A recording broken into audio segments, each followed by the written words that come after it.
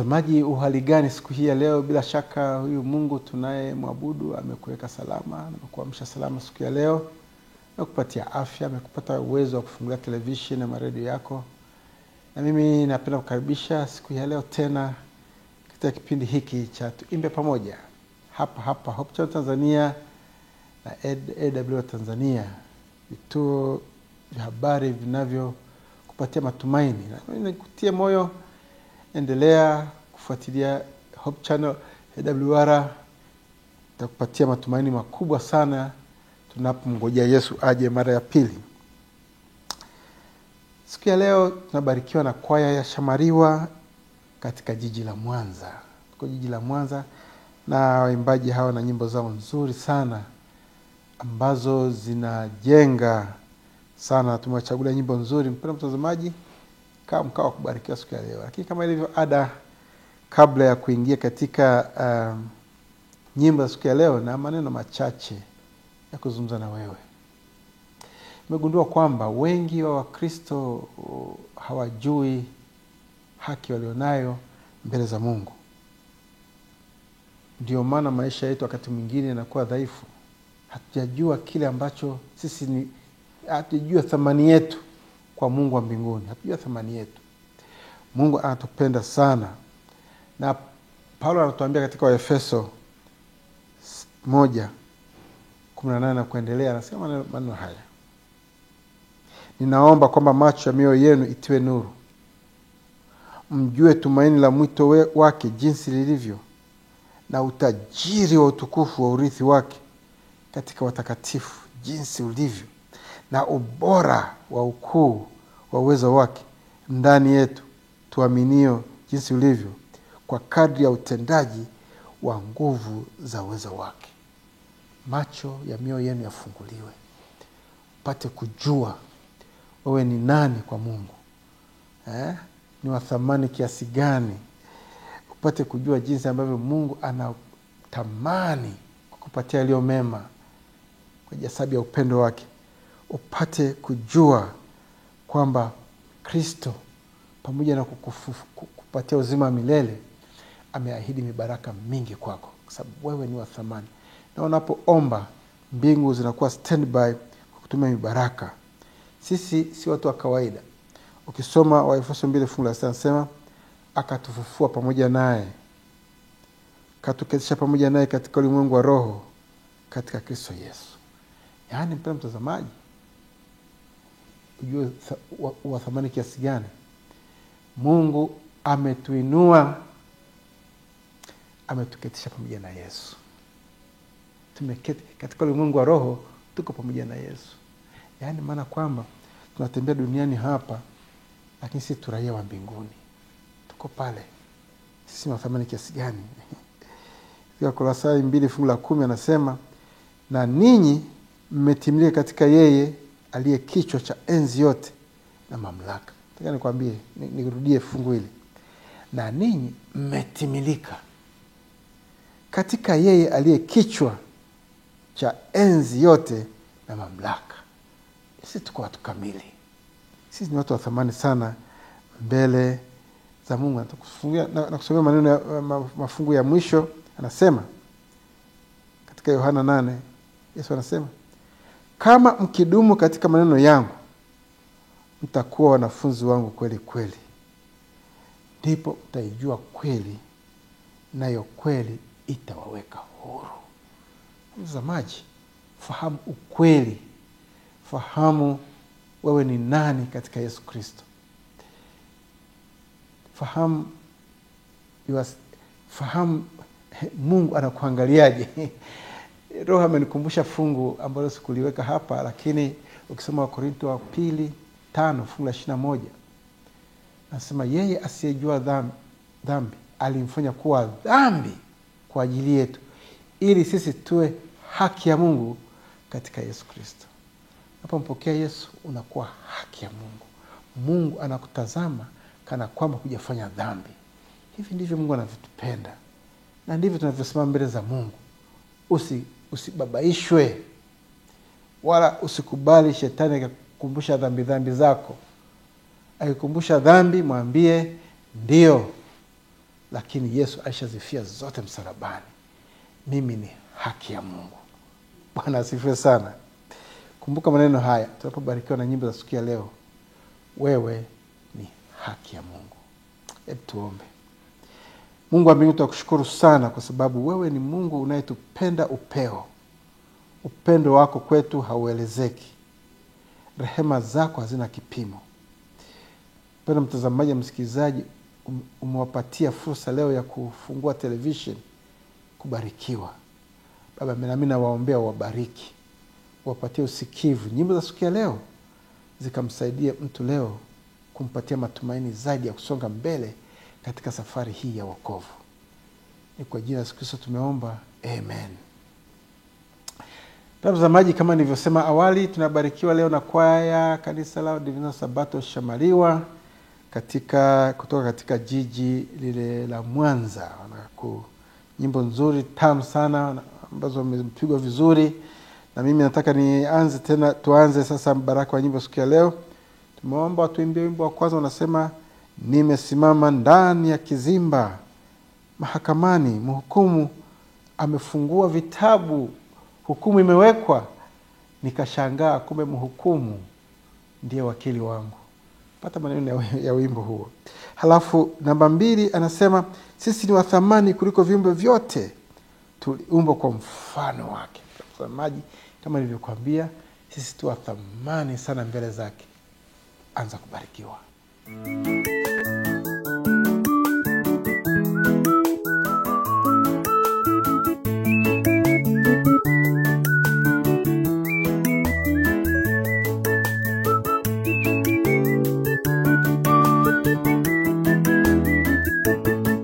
Nimesimama ndani ya kizimba mahakamani, mbele yangu ameketi mhukumu wa haki, anafunua kitabu cha hukumu tayari kwa kusoma hukumu, na mtazama kumbe wakili wangu. Kumbe ndiye hakimu wangu. Nimesimama ndani ya kizimba mahakamani, mbele yangu ameketi mhukumu wa haki, anafunua kitabu cha hukumu tayari kwa kusoma hukumu, na mtazama kumbe wakili wangu. Kumbe ndiye hakimu wangu. Najiuliza hukumu yangu itakuwaje? Na yakumbuka yote niliyoyafanya, najawa hofu, mwili ukitetemeka. Najiuliza kama maisha yangu yanalo jambo linaloweza kunipa ujasiri mbele ya hakimu wangu. Sikumbuki jema lolote mbele ya hakimu wangu. Sikumbuki jema lolote. Najiuliza hukumu yangu itakuwaje? Na yakumbuka yote niliyoyafanya, najawa hofu, mwili ukitetemeka. Najiuliza kama maisha yangu yanalo jambo linaloweza kunipa ujasiri mbele ya hakimu wangu. Sikumbuki jema lolote mbele ya hakimu wangu. Sikumbuki jema lolote.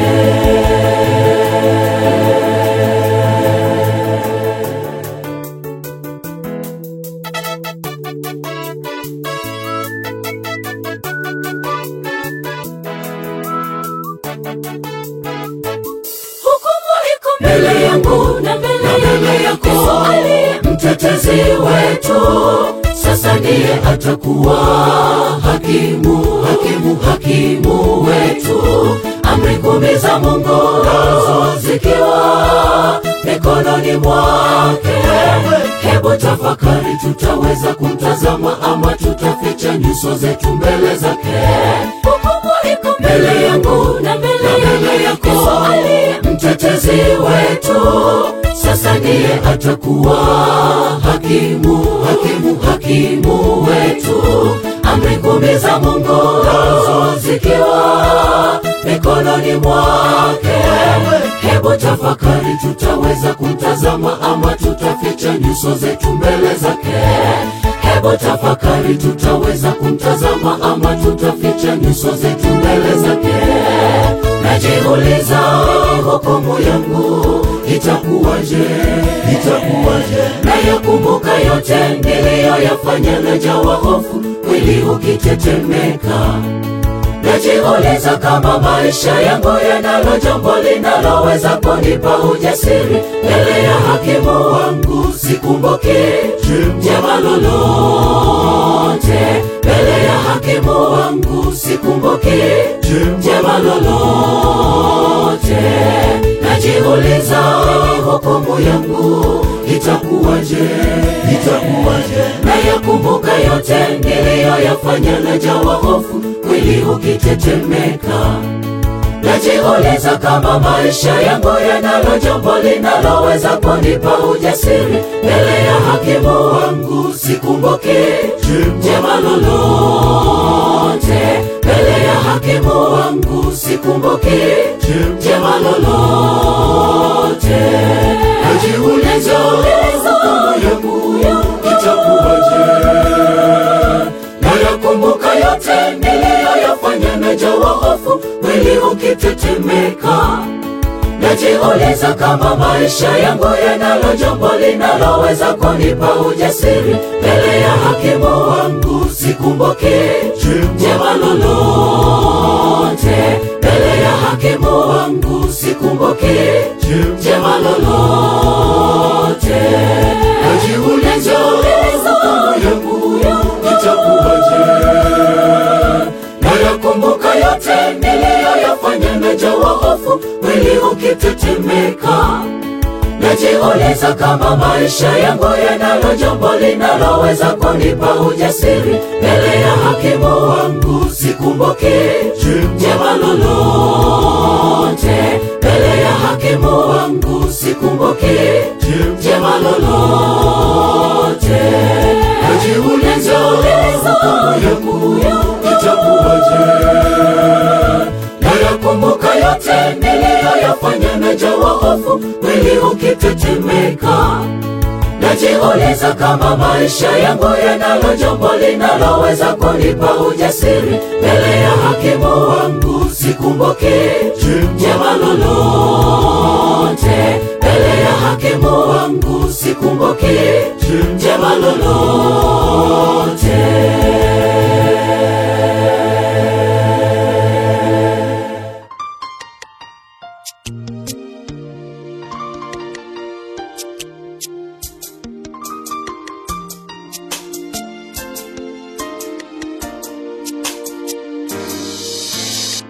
Sisi ni wa thamani kuliko viumbe vilivyoumbwa na Mungu wetu.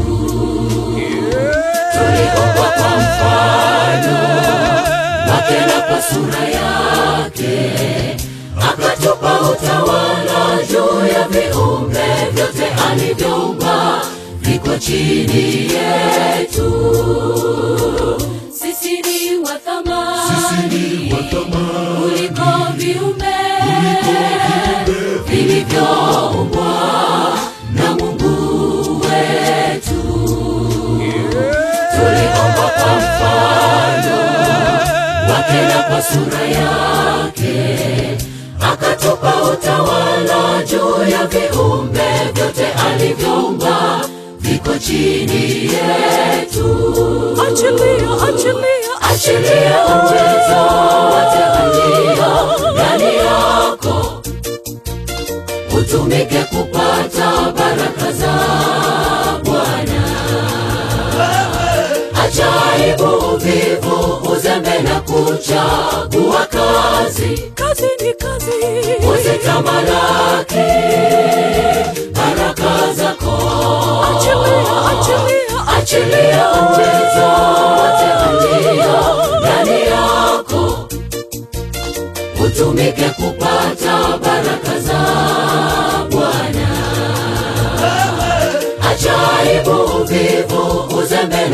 kuchagua kazi. Kazi ni kazi. Uzitamalaki baraka zako.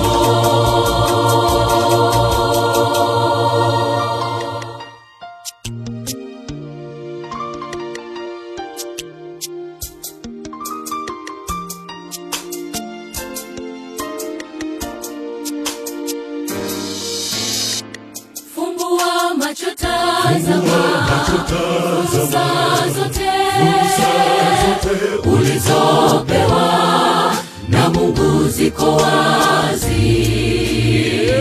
Ukulima, ufugaji, biashara, taaluma.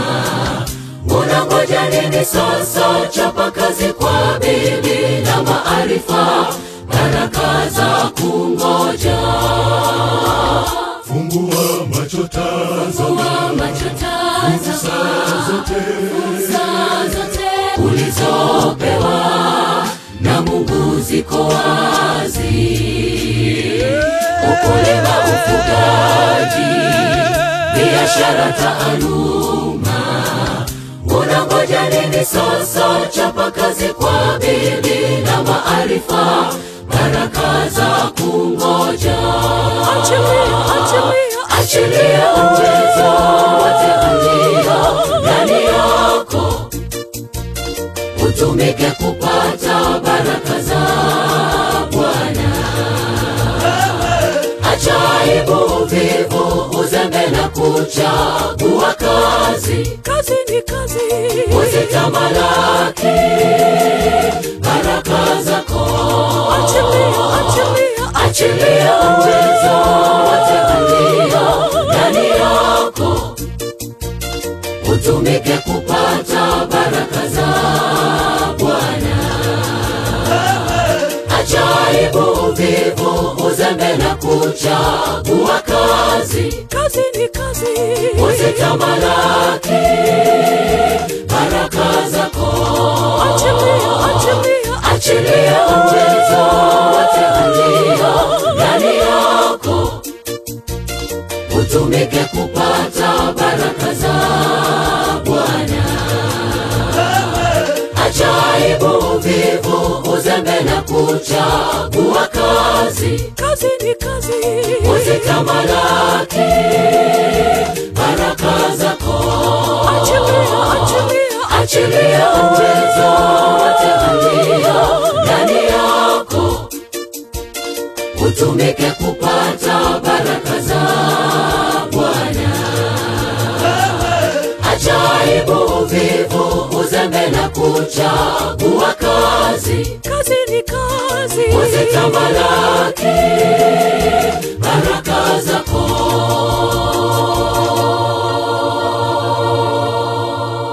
Bwana asifiwe sana. Sasa na waimbaji, tamani hili lizame katika akili yako kwamba wewe ni wa thamani.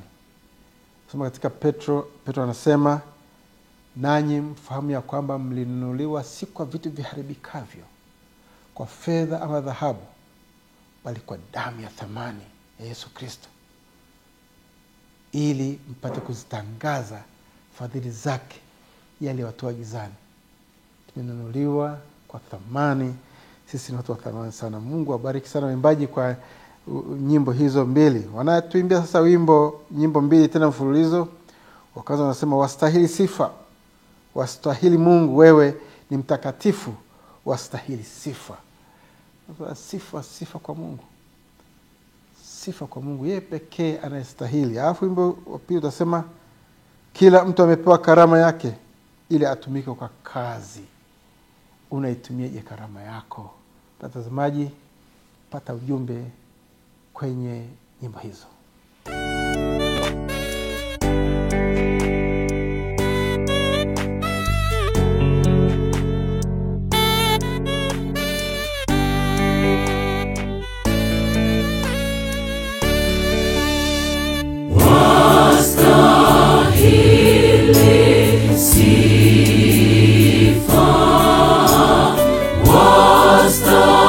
Wastahili Mungu.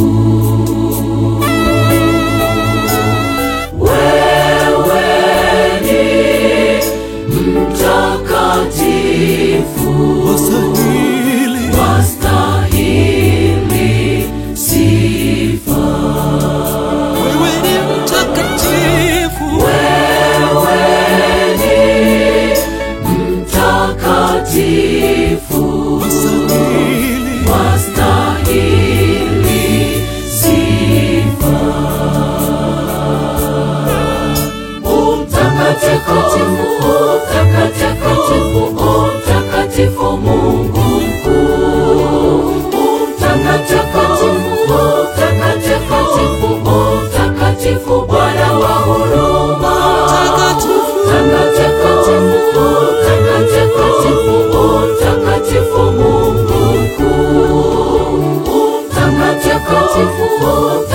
Mungu mkuu, mtakatifu Bwana wa huruma. Malaika wote wanakuabudu, maelfu na maelfu wanakusujudu, maserafi na makerubi wanakusifu.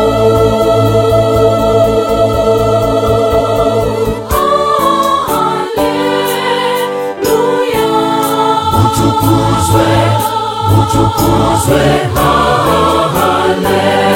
haleluya. Mungu ni mkuu, hakuna kama wewe. Wewe ni Alfa na Omega, wewe ni mwanzo na mwisho. Utabaki kuwa Mungu mkuu, hakuna kama wewe. Wewe ni Alfa na Omega, wewe ni mwanzo na mwisho.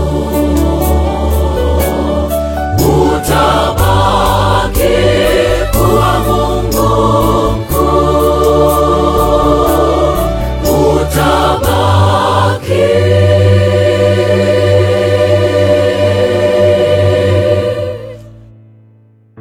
Kuwa Mungu mkuu.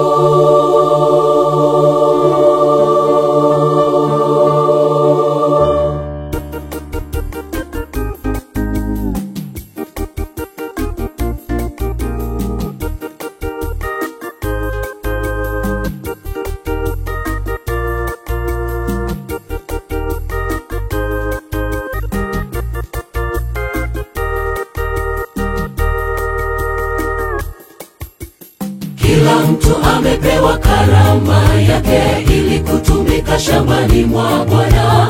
Uimbaji na uinjilisti, ukarimu, ualimu na nyingine nyingi. Hebu jiulize rafiki, karama yako kama inamtukuza Mungu, ama wewe ni mtumishi legelege shambani mwa Bwana. Ama wewe ni mtumishi legelege shambani mwa Bwana. Tumeitwa kutumika kote kote duniani, vyote tulivyo navyo vitumike shambani mwa Bwana, kwa kuwa Bwana Yesu karibu kuja. Tumeitwa kutumika kote kote duniani, vyote tulivyo navyo vitumike shambani mwa Bwana, kwa kuwa Bwana Yesu karibu kuja. Kwa kuwa Bwana Yesu karibu kuja.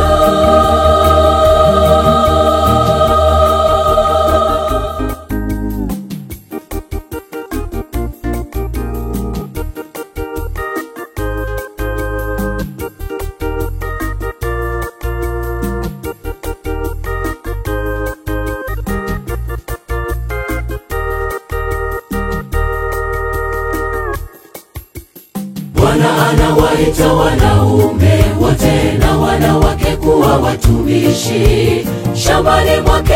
Wote twende milimani na mabondeni, mijini, vijijini, tukawalete wengi kwake, kuwa wanafunzi wa Yesu na waokolewe. Twende twende wote kwa pamoja, kama Yesu alivyoagiza. Twende wote kwa pamoja, kama Yesu alivyoagiza. Tumeitwa kutumika kote duniani, vyote tulivyo navyo vitumike shambani mwa Bwana, kwa kuwa Bwana Yesu karibu kuja.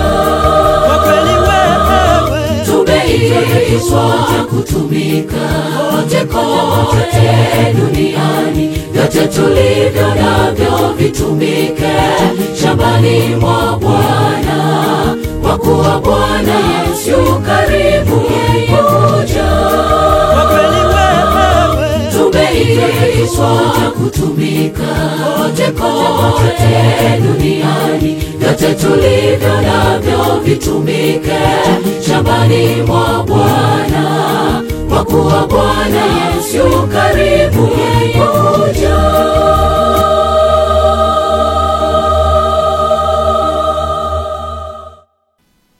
Asante sana waimbaji kwa nyimbo hizo mbili.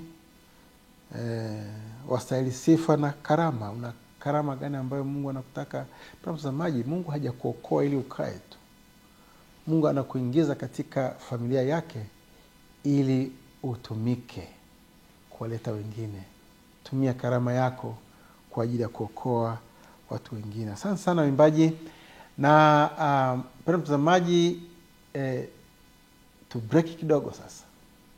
Usiondoke katika television yako. Waimbaji wataendelea kutuimbia nyimbo zingine zinazobakia, lakini sasa hivi tupate angalau kwa uchache kusikia kazi hii zinazofanywa na kwaya hii na kanisa kwa ujumla Shamaliwa. Na pamoja nasi tuna mzee wa kanisa ambaye atatuambia historia ya kanisa, historia ya kwaya, namna anafanya kazi. Halafu mchungaji wa kanisa hili atatuambia namna ambavyo kwaya hii inajihusisha kwa mambo ya uinjilisti ndani ya kanisa. Mtazamaji na msikilizaji, tulia usikie Shamaliwa ni nini.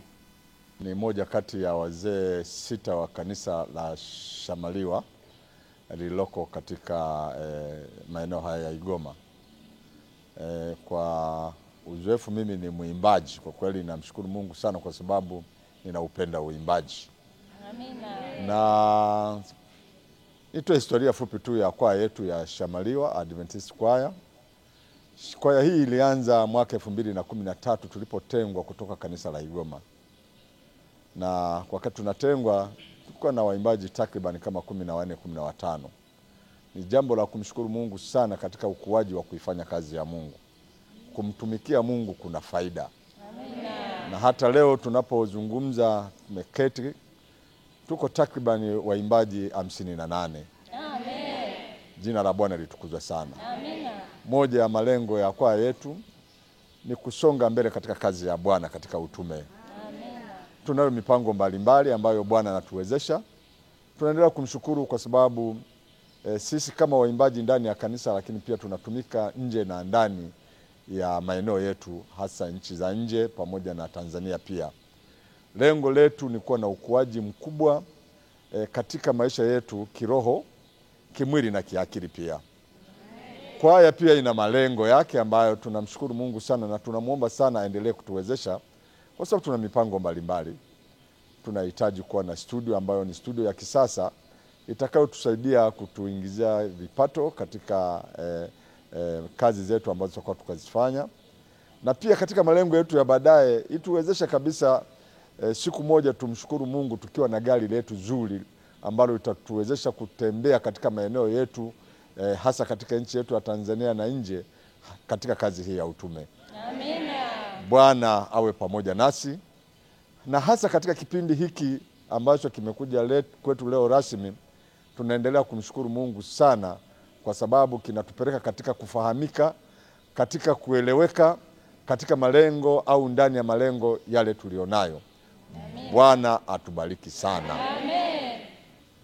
Kwa majina naitwa mchungaji Musa Itinde, mchungaji mlezi wa mtaa wa Shamaliwa na mlezi pia wa kwaya hii iliyoko mbele yako, kwaya ya kanisa la Waadventista wa Sabato kutokea hapa mjini Mwanza Shamaliwa. Pamoja na hayo ambayo mzee Mapigano ambaye ni mzee mlezi wa kwaya amejaribu kuyazungumza, nami nayo machache ambayo yanaweza kukusaidia kutia moyo kwa upande mmoja ambao unahusu faida katika kwaya yetu ya kanisa au faida ya kuwa na kwaya katika kanisa. Kwaya hizi tulizo nazo na ambayo unaitazama zina mchango mkubwa sana katika kanisa. Nikianza na kwaya hii ambayo iko mbele yetu leo, kwaya ya kanisa la Waadventista Sabato Shamaliwa, ina faida sana katika kanisa. Kwaya inapokosekana kanisani, wakati fulani kanisa linakosa joto. Kwa hiyo uwepo wa kwaya kanisani ni uwepo pia wa waumini. Kwa hiyo kwaya inapokuwepo, ongezeko kubwa la waumini linakuwepo. Na hata utaona wakati fulani kwaya inapokuwa haipo, kunakuwa na kautofauti. Yaani Sabato ambayo utakuta kwaya ipo na Sabato ambayo kwaya haitakuwepo, kuna tofauti kubwa. Kwa hiyo waimbaji wana umuhimu mkubwa sana ndani ya kanisa. Waimbaji ni watu wa muhimu, na wanapokuwepo hata waumini wanaelewa. Lakini faida nyingine katika utume, kwaya inasaidia kukuza waumini na kuzaa waumini.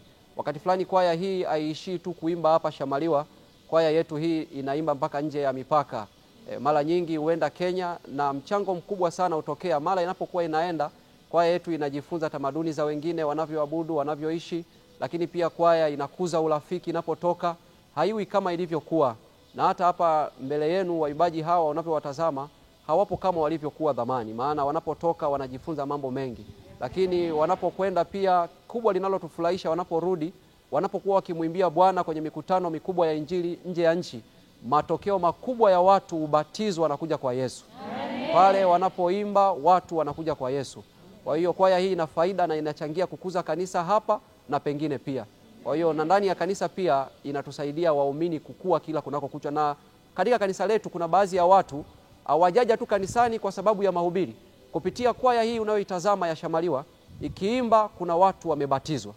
Na ikiimba kuna watu wamerejeshwa na kutiwa moyo kupitia nyimbo zao. Naam, nipende kutoa wito kwa wale mnaotutazama na kutufuatilia leo katika kipindi hichi cha uimbaji. Nitoa wito kwa makanisa yote na kwa viongozi wote wenzangu wa kanisa, tuzitie moyo kwaya zetu na tuwatie moyo waimbaji. Maana waimbaji wakati fulani wanapitia wakati mgumu na changamoto. Sisi kama viongozi tuna mchango mkubwa na waumini wa kuwasapoti na kuwatia moyo waimbaji. Mimi ninachokitambua ni kwamba waimbaji wakitiwa moyo na wakitiwa shime watafika mbali.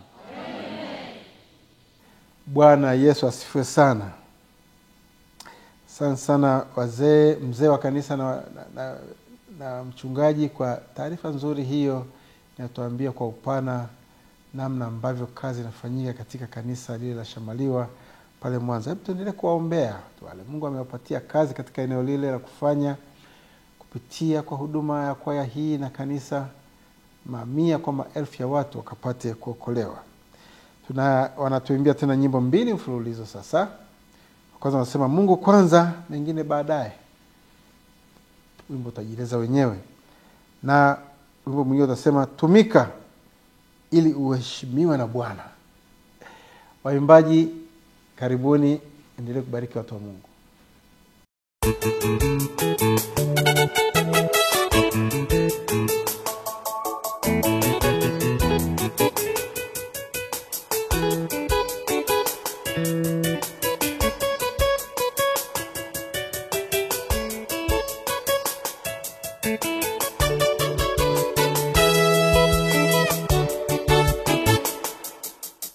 Mungu kwanza, mengine baadaye. Mungu kwanza, mengine baadaye. Mungu kwanza, mengine baadaye. Mungu awe wa kwanza, mengine baadaye. Mungu kwanza, mengine baadaye. Mungu kwanza, mengine baadaye. Mungu kwanza, mengine baadaye. Mungu awe wa kwanza, mengine baadaye. Kabla ya kumshukuru yeyote, mshukuru kumshukuru Mungu kwanza. Kabla ya kumsifu yeyote, msifu Mungu kwanza. Kabla hujaomba chochote kwa yeyote, omba kutoka kwa Mungu kwanza. Kabla haujafikiria chochote, fikiria juu ya Mungu kwanza. Kabla ya kumshukuru yeyote, mshukuru Mungu kwanza. Kabla ya kumsifu yeyote, msifu Mungu kwanza. Kabla hujaomba chochote kwa yeyote, omba kutoka kwa Mungu kwanza. Kabla haujafikiria chochote, fikiria juu ya Mungu kwanza. Kabla hujaianza siku, muombe Mungu kwanza. Kabla ya kupanga, omba kwanza hekima kutoka kwa Mungu. Kabla ya kutumia mapato yako, rudisha zaka, toa sadaka kwa Mungu kwanza. Kabla hujalala mauti, mkiri Mungu kwanza. Kabla hujaianza siku, muombe Mungu kwanza. Kabla ya kupanga, omba kwanza hekima kutoka kwa Mungu. Kabla ya kutumia mapato yako, rudisha zaka, toa sadaka kwa Mungu kwanza. Kabla hujalala mauti, mkiri Mungu kwanza. Maisha ya muumini lazima yafungwe kila wakati, na huduma kwa Mungu isiwe ya kibinafsi, bali inayotokana na upendo kwa Mungu na kwa watu wake. Maisha ya muumini lazima yafungwe kila wakati, na huduma kwa Mungu isiwe ya kibinafsi, bali inayotokana na upendo kwa Mungu na kwa watu wake. Kabla hujaianza siku, muombe Mungu kwanza. Kabla ya kupanga, omba kwanza hekima kutoka kwa Mungu. Kabla ya kutumia mapato yako, rudisha zaka, toa sadaka kwa Mungu kwanza. Kabla hujalala mauti, mkiri Mungu kwanza. Kabla hujaianza siku, muombe Mungu kwanza. Kabla ya kupanga, omba kwanza hekima kutoka kwa Mungu. Kabla ya kutumia mapato yako, rudisha zaka, toa sadaka kwa Mungu kwanza. Kabla hujalala mauti, mkiri Mungu kwanza. Kila mali tunayoipata yapaswa itolewe kwa ukarimu. Mafanikio yoyote au mvuto au talanta tuliyo nayo yapaswa itumike kuzidisha mvuto wa Kristo. Kila mali tunayoipata yapaswa itolewe kwa ukarimu. Mafanikio yoyote au mvuto au talanta tuliyo nayo yapaswa itumike kuzidisha mvuto wa Kristo. Kabla hujaianza siku, muombe Mungu kwanza. Kabla ya kupanga, omba kwanza hekima kutoka kwa Mungu. Kabla ya kutumia mapato yako, rudisha zaka, toa sadaka kwa Mungu kwanza. Kabla hujalala mauti, mkiri Mungu kwanza. Kabla hujaianza siku, muombe Mungu kwanza. Kabla ya kupanga, omba kwanza hekima kutoka kwa Mungu. Kabla ya kutumia mapato yako, rudisha zaka, toa sadaka kwa Mungu kwanza. Kabla hujalala mauti, mkiri Mungu kwanza. Mungu kwanza, Vingine baadaye. Mungu kwanza, Vingine baadaye. Mungu kwanza, mengine baadaye. Mungu awe wa kwanza, mengine baadaye.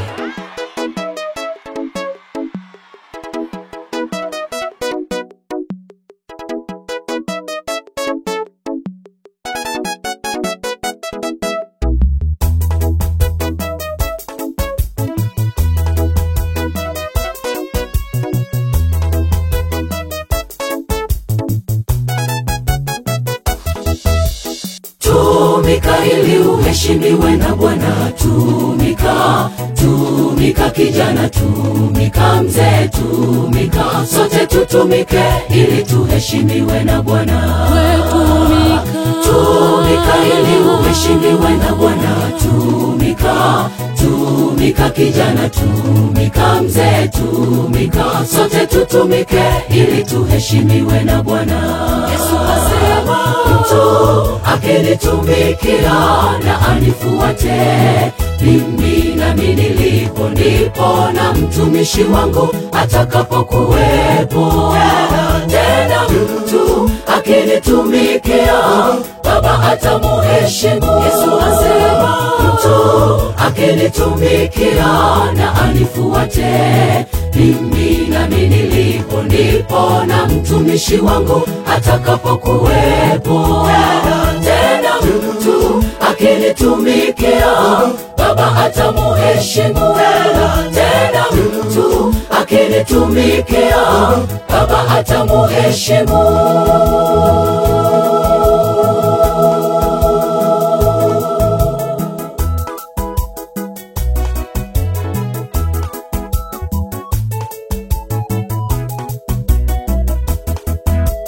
Kwa mali zako tumika, kwa nguvu zako tumika, kwa karama yako tumika, tumika kwa pesa zako tumika,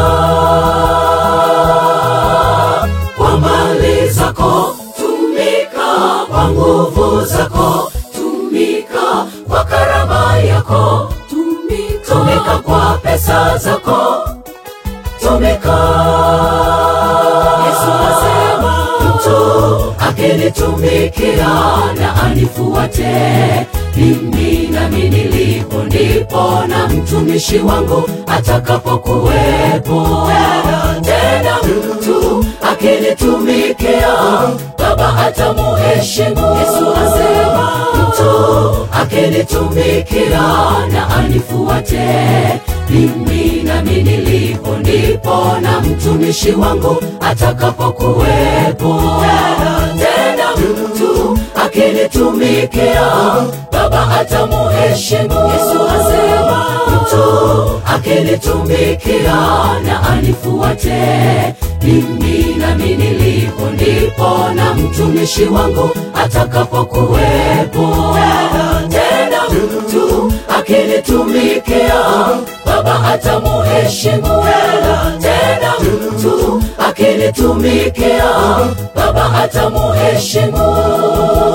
Tumika, tumika, tumika, uheshimiwe na Bwana.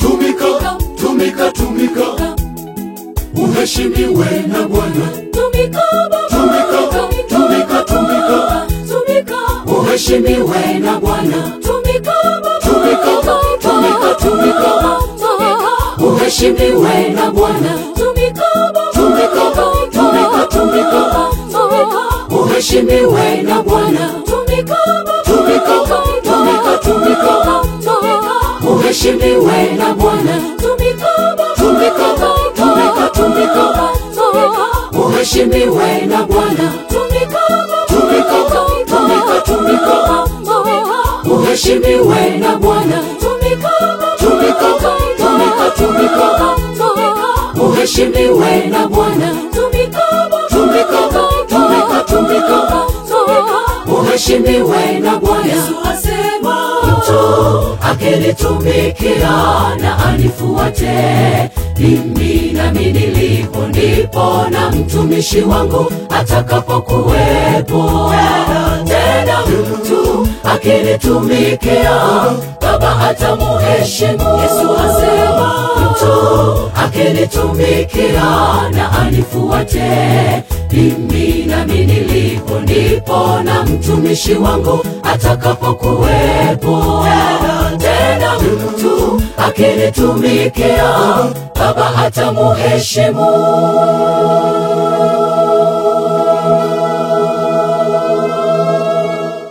Bwana Yesu asifiwe sana. Asante sana mwimbaji kwa nyimbo hizo mbili, Mungu kwanza alafu tumika uheshimiwe. Wamenikumbusha fungu la katika Biblia ambalo ningetamani nilisome kama lilivyo. Mpendwa mtazamaji na msikilizaji, soma Yohana 12 fungu la 26. Anasema, mtu akinitumikia na anifuate, nami nilipo ndipo mtumishi wangu atakapokuwepo. Tena mtu akinitumikia, Baba atamheshimu. Mtazamaji, nakana fikiria tu hivi, Mungu akikuheshimu inakuaje? Mungu akikuheshimu, maana rahisi kwamba chochote utakachomwomba atakupatia, lakini sharti tumikie. Mtazamaji, tunaelekea mwisho wa kipindi chetu cha Tuimbe Pamoja siku ya leo, na imani kabisa umebarikiwa na nyimbo nzuri za kwaya hii ya Shamaliwa. Nyimbo zao nzuri, bila shaka umebarikiwa. Itakuwa kumbukumbu kwako katika maisha yanaendelea mbele. Na mimi kama ilivyo Adam, nitashiriki kipindi hiki Mathias Mavanza. Sina la ziada kuaga. Tutane wiki ijayo sawa wakati kama huu. Lakini waimbaji wanatufungia kwa wimbo unaosema mauti ya msalaba ilikuwa ni lazima kwa ajili ya wokovu wetu. Ilikuwa ni lazima. Mtazamaji, tumeomba tuimbie wimbo huu wa mwisho kwa sababu ya umuhimu wake. Mauti ya msalaba ilikuwa lazima ili sisi tuweke huru, na Mungu anasema tumekombolewa. Barikiwa na wimbo huo. Kwa heri, tukutane wiki ijayo.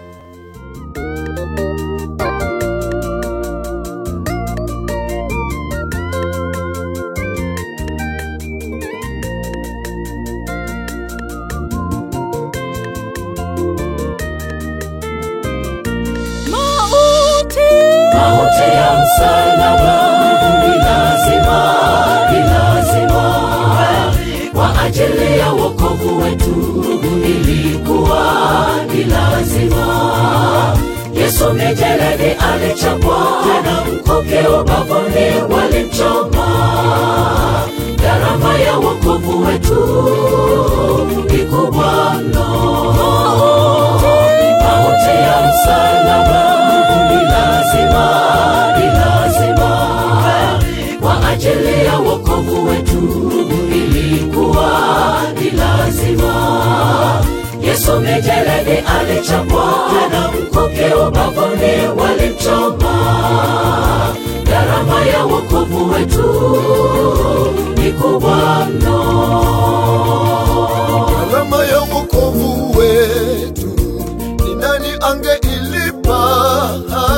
Asingekuwa huyu Yesu aliyekufa msalabani.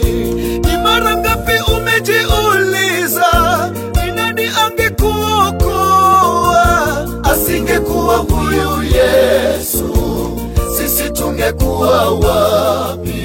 Gharama ya wokovu wetu ni nani angeilipa? Asingekuwa huyu Yesu aliyekufa msalabani. Ni mara ngapi umejiuliza, ni nani angekuokoa?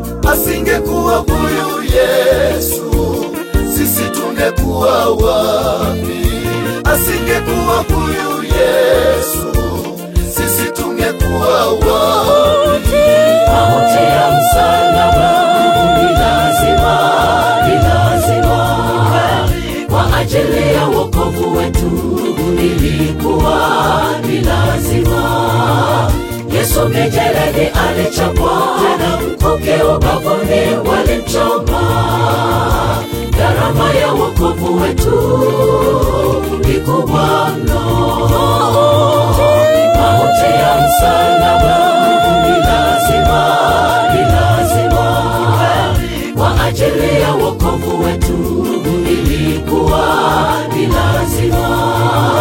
Yesu Yesu mijeledi alichapwa, mkuki ubavuni walimchoma. Gharama ya wokovu wetu ni kubwa mno.